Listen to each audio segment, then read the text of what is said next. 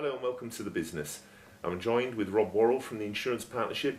I'm going to talk today about why we should be using an independent insurance broker. Why not just do it online? Why? Firstly, I don't knock online offerings.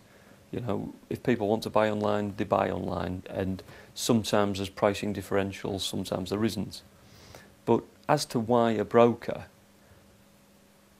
brokers have been around for hundreds of years. They've understood clients' requirements for hundreds of years.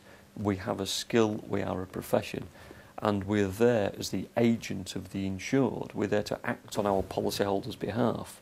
So, you know, can you imagine being a busy plumber, buying his insurance cover online, having his first loss, and then finding that some small print that's either legitimate or completely wrong because it's been interpreted badly by a claims handler online or somebody offshore.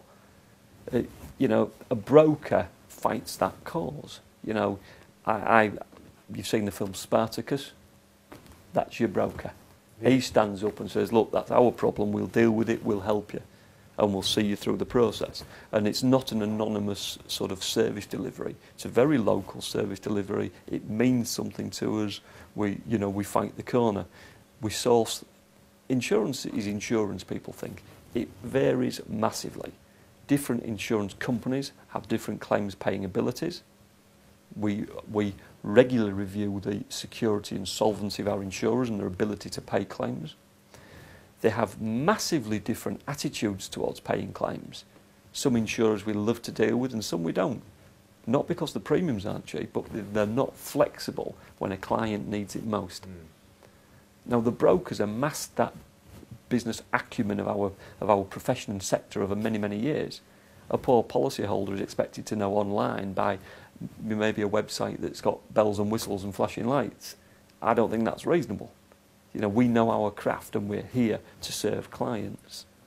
I suppose the industry has changed a lot over the years when you've got the internet and also the ambulance chases that we see now. Has that had an impact on what's going on in the industry?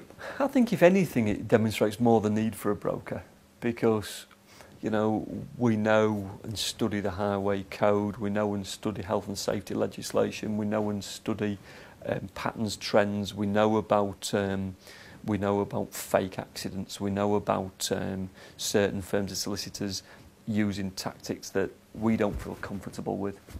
We also know many fantastic firms of solicitors that act completely reasonably and ethically.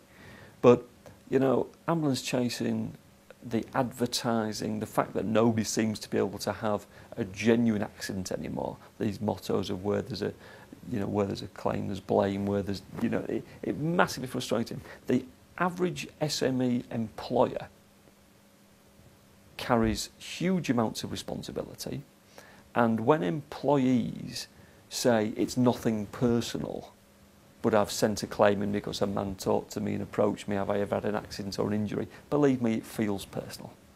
You know, it's hurtful to the business. It can affect the viability of that business. Premiums go up.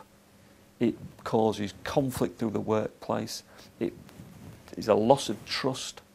And our job is to make sure that we represent that client proactively, if need be, aggressively, but more than anything professionally, to make sure that nobody's taking liberties with our clients. And when I say our, that's not the insurance partnership, that's every independent insurance broker.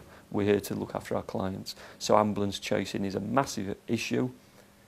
To me, it's a dreadful piece of development, but it's one that's there, and the best way to deal with it is find a broker that cares.